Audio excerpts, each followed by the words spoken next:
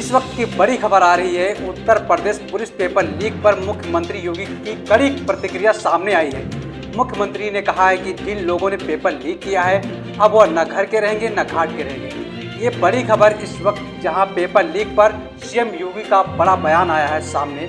जिन्होंने paper leak किया है जिसकी भूमिका होगी वो न घर के न घाट के रहेंगे। तो इस वक्त की बड़ी खबर आपको तरीके से निपटने का काम करेंगे जो हमारे युवाओं के भविष्य के साथ खिलवाड़ करने का दुस्साहस करेगा। और सरकार ने जो कार्रवाई प्रारंभ की है, प्रारंभ में भी की थी, अब फिर एक बार और कार्रवाई हम लोग करने जा रहे हैं ऐसे लोगों को खिलाफ। क्योंकि हम लोग तकनीक का उपयोग करते हैं तो हम लोगों के समान ही वे तत्व भी तकनीक का उपयोग करने लगते हैं। कभी कभी मैं सोचता हूं कि अगर वे लोग भी अगर सकारात्मक सोच रखते तो संभवतः गलत काम नहीं करते, अच्छी दिशा में आगे बढ़ते, खुशहाल का जीवन व्यतीत करते। लेकिन अब वे न घर के रहेंगे न घाट के रहेंगे। क्योंकि अब तो सरकार जब अपनी कार्रवाई कर रही है तो बहुत बड़ी कार्रवाई हम लोग ऐसे तत्वों के खिलाफ करेंगे जो युवाओं के भविष्य के साथ खिलवाड़ करेंगे। और कार्रवाई भी ऐसी होगी क्योंकि हम लोग जब कार्रवाई करते हैं तो उसको एक ऐसा प्रस्तुत करते हैं वो नजीर बन जाए, नजीर बनवाएंगे, दोषियों को के सामने एक उदाहरण प्रस्तुत करवाएंगे। आज मुझे प्रसन्नता है कि सचिवालय जो प्रशासनिक सुधार विभाग के निरीक्षक में 9 लोगों को, आयुष विभाग में आयुर्वेद के हमारे चिकित्सा अधिकारी के रूप में 360 चिकित्सकों को, सिंचाई एवं जल संसाधन विभाग में अवर अभियंता के 234 अभियंताओं को, आवास विकास परिषद में अवर अभियंता के 123 अभ्यर्थियों को, डेंटल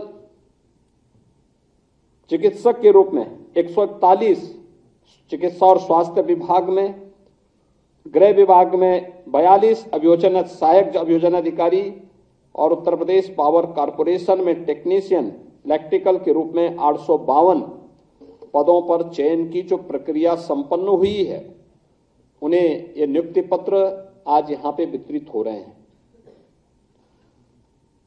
यह आपके जीवन में एक उदाहरण है। आपने देखा होगा फॉर्म भरने से लेकर के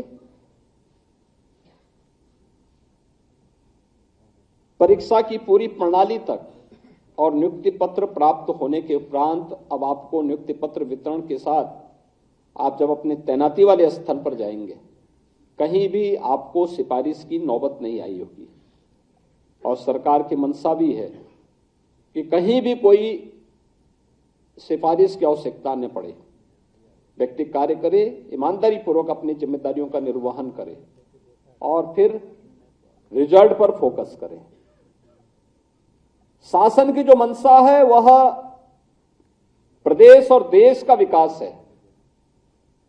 शासन की मंशा है गरीबों के प्रति हम जितने संवेदनशील हों उतनी ही जवाबदेही और जिम्मेदारी के साथ हम अपने कर्तव्यों के साथ का निर्वहन करते हुए राज्य को प्रधानमंत्री जी के संकल्पों के अनुरूप विकसित भारत की परिकल्पना को साकार करने के लिए एक विकसित उत्तर प्रदेश बनाने की दिशा में हम सबको प्रयास करना होगा। और यही सरकार आपसे अपेक्षा रखती है कि जब बिना भेदभाव के नियुक्ति आपको प्राप्त हो रही है, बिना किसी सिफारिश के आपको इस सारी प्रक्रिया के साथ गुजरते हुए आज नियुक्ति पत्र प्राप्त हो रहा है, तो इसी लगन और ईमानदारी के साथ आप भी परिणाम देकर के राज्य के विकास में सहभागी बने। विकसित भारत की परिकल्पना को साकार करने के लिए विकसित उत्तर प्रदेश बनाना पड़ेगा। और विकसित उत्तर प्रदेश केवल शासन में बैठे हुए लोग नहीं तैयार करेंगे, हर व्यक्ति को अपने अपने नागरिक कर्तव्यों के साथ जुड़ना पड़ेगा। हर व्यक्ति अपने कर्तव्यों के साथ जब जुड़ेगा उसके परिणाम भी हम सबके सामने उसी रूप में आएंगे। और यह हम सबको ध्यान में रखकर काम करना होगा। आप ईमानदारी के साथ समय पे अपने कार्यालय जाना, पूरे समय तक वहां रह करके जिम्मेदारियों का निर्वहन करना, फाइल कोई डंप नहीं पड़ी रहनी चाहिए। अगर आप प्रतिदिन के कार्य को समय पूर्व उसको वहां पे संपन्न करके आगे बढ़ेंगे तो आपके पास जानकारी, विभागीय जानकारी भी होगी, आपका उससे विभागीय जानकारी से नॉलेज भी होगा, अलग अलग क्षेत्र में जाने के बारे में वहां की जानकारियां भी मिलेंगी और साथ साथ अपने कार्य से संतुष्टि भी होगी। अक्सर होता है जब व्यक्ति के पास कार्य लगातार ढेर जमता है और समय पे उसका निस्तारण नहीं कर पाता है तो वही बाद में फिर उसको ये बना देता है कि साहब कैसे करूं, फिर वह धीरे धीरे करके ट्रैक से उतर जाता है और फिर वहीं से जैसे एक व्यक्ति को अपने कैरियर में 30-35 वर्ष तक अपनी सेवाएं देनी है और एक बहुत अच्छे कैरियर के साथ जो व्यक्ति आगे बढ़ सकता है और समय ही उस व्यक्ति को सर्विस से बाहर होना पड़ता है। सरकार की अनुशासनात्मक कार्रवाई का सामना करने के लिए उसको मजबूर होना पड़ता है, फिर नौकरी से हाथ धोना पड़ता है। आज आपको नियुक्ति पत्र प्राप्त हो रहा है, आप अपने माता पिता, अपने अभिभावकों और अपने परिवार के, अपने उन सभी मित्रों और शुभचिंतकों की भावनाओं के अनुरूप आज आप नियुक्ति पत्र प्राप्त कर रहे हैं। आपकी भी मिशन यही होना चाहिए कि अब मुझे नियुक्ति पत्र प्राप्त हो गया है, आपने एक पड़ाव पूरा किया। ये मंजिल नहीं है आपकी, ये तो एक पड़ाव पूरा किया, जीवन का एक पड़ाव। आपका लक्ष्य था कि मैं अच्छी पढ़ाई करने के बाद एक पद पर जाऊं, मुझे पैर रखने की एक जगह मिले और वहां पर अब आपको सर्वश्रेष्ठ प्रदर्शन करने के लिए अपने आप को तैयार करना हो।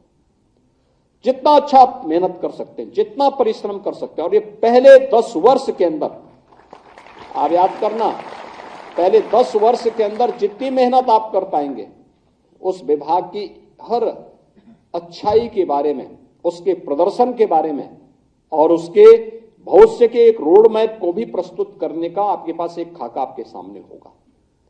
और जब भी इस विभाग में उच्चतम पदों की ओर आप जाएंगे तो आपको अपने बॉस के सामने या विभाग के सामने कभी भी आपको फिर अपने को कमजोर साबित करने की स्थिति नहीं आएगी। कमजोर नहीं पाएंगे आप अपने आप को, क्योंकि आप तो अपडेट हैं इन सब कार्यों के प्रति। और मुझे लगता है कि वह पहले दिन से आपको करना पड़ेगा, जवाबदेही के साथ, पूरी ईमानदारी पूर्वक अपने कर्तव्यों के निर्वहन के साथ आप आगे बढ़ेंगे।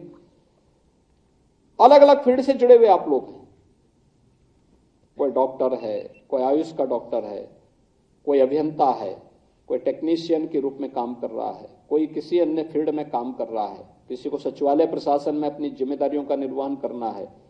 अलग अलग दायित्व का निर्वहन करने के लिए आपको सभी को मिलकर के इस अभियान के साथ आगे बढ़ना ही पड़ेगा।